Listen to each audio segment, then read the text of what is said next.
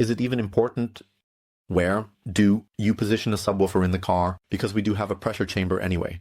That means whether it's in the front, back, on the side, in the middle, or anywhere else, the pressure will build up overall. And it doesn't really matter where the subwoofer is positioned, does it? I want to explore that a bit today. I'm Thomas, and I've been into car hi-fi as a hobby since 2004. I'm active in the scene. A few people know me. I'm at competitions, AJ, Emma, etc. I'm out and about and want to share some information with you that I've really picked up over the last few years or even borrowed from elsewhere. And now let's get a bit more specific at this point. To take a look, what's up with the position of the subwoofer important now?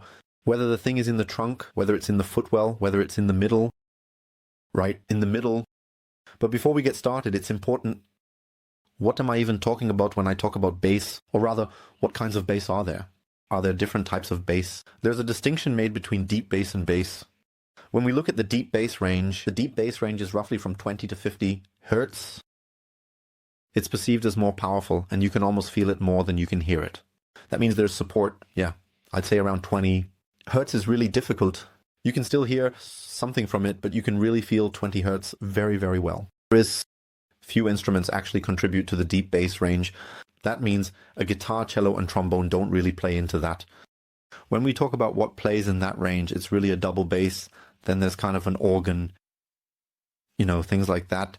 And of course, all the electronic music also plays in this range. In the cinema, we have a lot of effects in this range, but we're not in the cinema here. We're here in hi-fi, so let's take that out. Above the deep bass range comes the bass range. The bass range is then from 50 to 120 hertz. Acoustic guitars, lowest string, trombone, cello, instruments in there. That means we have the lowest string of an acoustic guitar.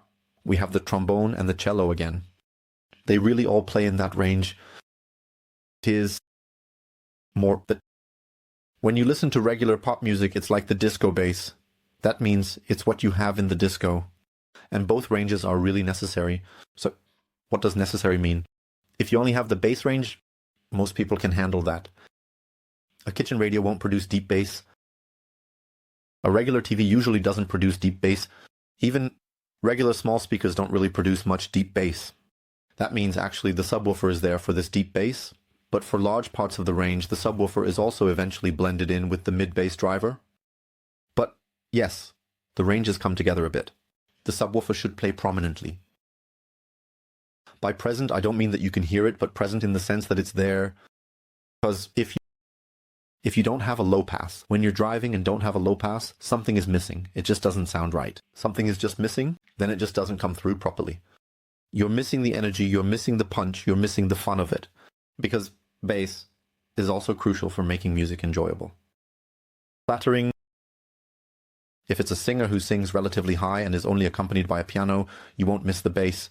But in a typical music mix, let's say, you won't miss the bass. But in a typical music mix, let's say, for example, when the bass is really missing, if the bass drum isn't thumping, then you're missing something. Then it's not fun. And then you don't feel happy going to work when you're driving in the car. And that's what we all want to achieve with this. When we modify our cars and incorporate fun, I mean fun in the music, it's fun, then that's what it's for. That we get into the car, drive somewhere, and get out a little happier than we got in. So at least for me, that's the goal, why I install music in my car. Okay, let's get to it. A bit more specifically about the matter, what is it actually about? In my Smart, I now have various types of subwoofer positions and configurations. Yeah, you can't really say positions, but I've actually tried out different subwoofers when the car was originally built. And I'll also link the video for that. There I have the P-8 from Eaton. BR, something like that installed. So, just a small bass reflex enclosure where an 8-inch Eaton chassis is inside. And it was just behind my rear seat. So behind my seat, because the Smart is, just a two-seater, and right behind my seat was the bass reflex enclosure for the 8 inches. That was okay, but somehow I didn't like it. In such a small enclosure, the bass reflex tuning is very high. That means there's not much more below. So I completely closed off the bass port. I mean, the bass reflex port. And then I had the same chassis in a sealed enclosure. The same chassis in a sealed enclosure means, in terms of efficiency, that we lose a lot of power in the bass range to gain power in the deep bass range. So, gaining volume, not power. Okay, that was better. Then I drove around a bit. I didn't like it, or rather, it wasn't enough for me. So I thought, come on. You don't really need the trunk anyway. Put something bigger in. So I installed a 12-inch chassis from SB Acoustics. It doesn't matter. No matter which chassis, definitely a 12-inch subwoofer. It was louder, definitely. That means just the membrane area is super cool. So a lot of membrane area is great for subwoofers. So the more membrane area, the better. It's just like that. And it worked well. Overall, I was only able to get 100 watts to this subwoofer with my amplifier. There were actually problems there too, because the bass didn't come out the way I wanted. So I thought, screw it, just get a second one. I had two 12-inch subwoofers in the car. No smart. Yeah. People looked at me funny. But whatever. But even there, of course, somehow a second chassis, the same amount of power, means we have a gain of plus 3 dB. But in the end, nothing changed about the problem. That means I could now do everything. Make it 3 dB louder. 3 dB is twice as loud. But somehow, nothing came of it. It was loud, some areas hit hard, yet I thought two 12-inch subs in the Smart should take off. Damn, two 12-inch subs in the Smart should take off. Two 12-inch subs in the Smart, this thing should actually take off. But it didn't. So I was a bit depressed. I took everything out again and drove around for a while without a subwoofer. Basically, you have to say that a subwoofer chassis always benefits from the space. So, when we put a subwoofer in a car, of course, in a box, it always has advantages for the bass compared to if we just have the thing standing outside. If we just have it standing outside, we have nothing on space that can somehow be arranged, or anything else. In the car, we kind of have a pressure chamber. Not a real one, because a car is just way too soft for a proper pressure chamber. So we have seals, we have ventilation openings, we have a fabric sunroof or something like that. That means a real pressure chamber doesn't really form there. Unless we have an SPL tank, then we have a pressure chamber. And then we get the full 12 dB boost from the pressure chamber effect in the lower. So per 12 dB boost per octave in the lower bass ranges, that's actually awesome. But we can really only achieve that when we're out with the tank. And the second thing is the self-resonance. So, from the home hive corner, we know about things like standing waves or room modes. And I actually experienced that too when you're sitting on our guest toilet and somehow music is playing through the system. So through the home hive corner system, then you really have the low pass of death. That's just not nice anymore. But that's just it. Room modes, that comes from the entire space and everything, we have less of that in the car. In the car, we actually only have the self-resonance, which means that depending on the size of the car, larger cars have lower self-resonances, while smaller cars have higher self-resonances. And that's why there isn't really a room mode problem in the car, but only the resonance frequency, to which work is also being done in the SPL area. So that means if you know, okay, my car has a resonance frequency of 45 Hertz, then I naturally try to position the bass port. I mean, the bass reflex port in such a way that I aim for this 45 to hit 45 Hertz to get another boost. But that's really not for listening to music. That's really just to get the maximum peak.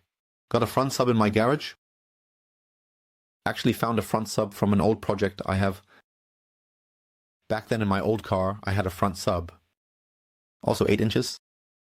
Doesn't matter what kind it is, you'll see in the video shortly. I definitely thought, okay, will it fit in the footwell of my Smart? Of course not, because a VW front subwoofer doesn't fit in the Smart. It didn't fit, so I basically cut away everything I could from the boards that were there, so I really only had the enclosure itself left. I managed to push it in a bit, but then I thought, wait, before you do that.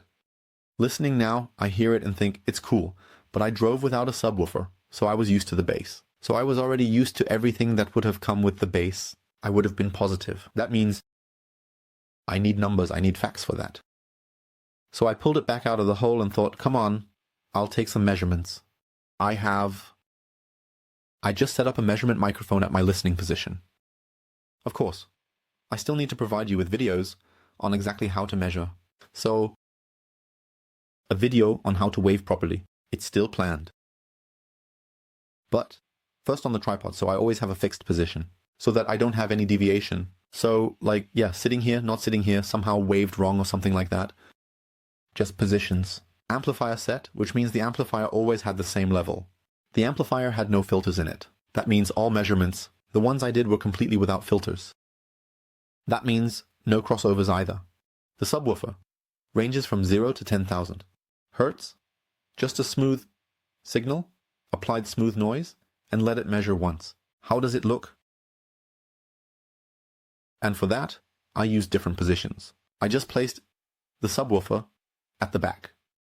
So, the front sub, so that we're always talking about the same device, the same enclosure, whatever, right? I just took the front sub and placed it behind me.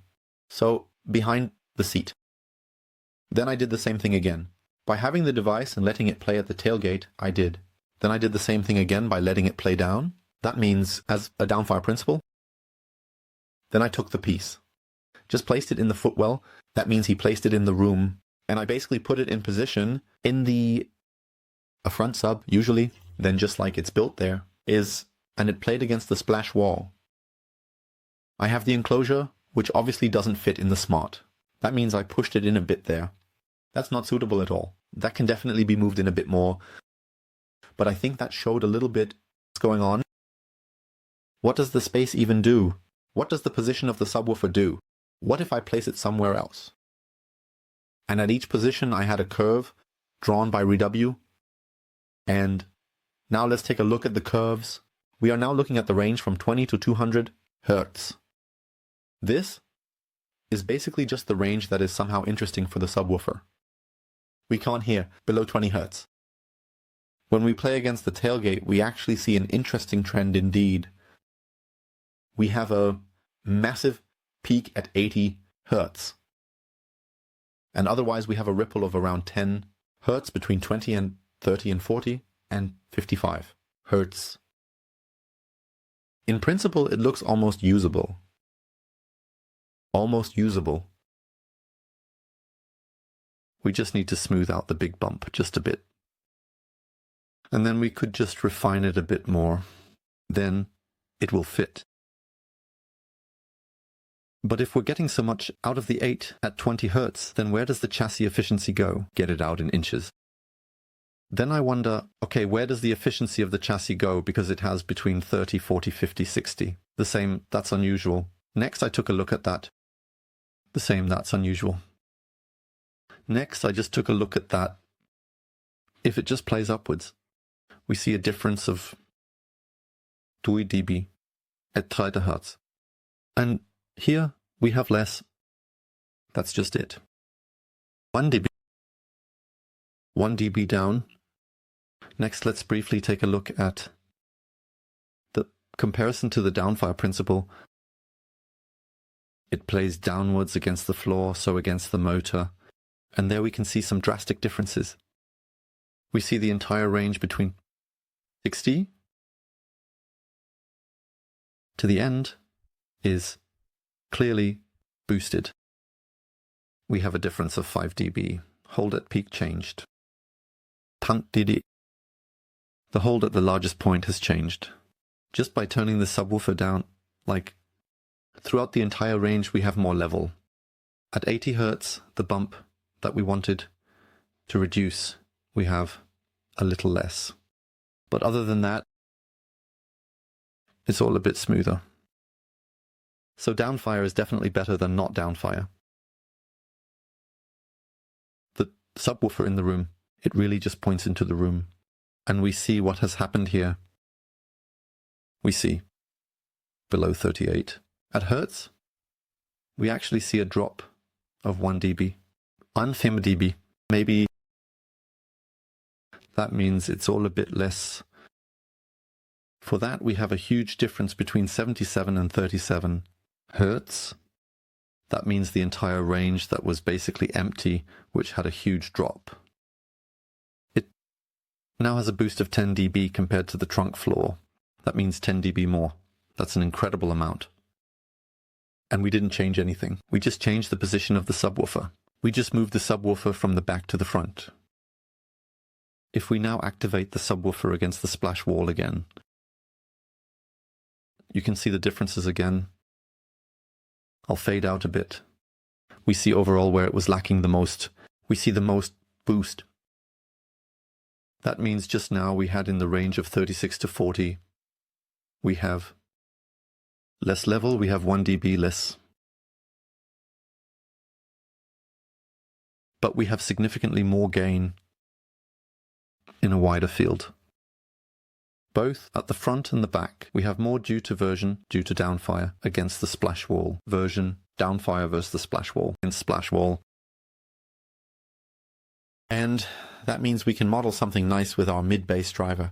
That means we get a nice slope, a nice addition, and it wasn't quite against the baffle yet because I didn't manage to get it all the way in. That is, if I have the case, so build it in a way that it gets as close as possible to the baffle and also seals it well. Then I believe we can get even more out of it. All these results are also independent of the chassis. That means no matter what kind of chassis I had put in there, I haven't changed anything. So with the enclosure, chassis, settings, or anything else, I really only changed the position. That means these differences, if you only looked at the deltas, they would simply happen with any chassis. No matter what kind of chassis I put in there, the exact same things would happen, because it's the space, the hold, that affects us into the cards or not. But how does that happen? So why a subwoofer has such drastic differences depending on where I place it. So we just saw a maximum peak of 13 dB. That's more than 4 times as loud in a certain frequency range. That means a subwoofer is 4 times as loud as if I just place it somewhere else. So just the thought here is that 4 times as loud means a lot more power. Pumping it in there so that it can even handle that much. It could be louder, and then you probably would have grilled the chassis a long time ago, because it can't handle that much. So how can that be? And the problem we have in the car is just typically the pressure ratios, depending on where the subwoofer is and how big the car is, that means how the waves play. We have a minimum pressure, we have a maximum pressure, etc. That means if we sit in an unfavorable position when the subwoofer is there, where we have the minimum pressure, then it can pump as much as it wants. We won't perceive it because it's just not there, just like in the guest bathroom. But if I put my head somehow in the footwell, then the bass would be there. Great, that doesn't help me much, so I have to somehow move around with the bass. Where the subwoofer should be in a small car, Didi already explained that. I don't know who doesn't know him, Didi Acker, aka Fortissimo, also known in the scene, dealer sales, etc. I can only recommend it. I'll link a presentation of his. He already mentioned that in this presentation, yes, in a Smart, the only position where you can properly install a subwoofer is the front, so basically at the front in the firewall, because that's the only position where the distance between the chassis and the ears and basically the end of the car is as far apart as possible. That works, so you always have to pay attention to the line, so to speak. That means there should be a line. In a VW bus, for example, is there a possibility, of course, to put the subwoofer all the way at the back of the car? That means if we put the subwoofer all the way at the back in the VW bus, that's obviously a very, very far one. The difference to then, well, the head and the speaker, that's pretty cool. But, of course, it can lose a bit of precision because there's a lot of space in between.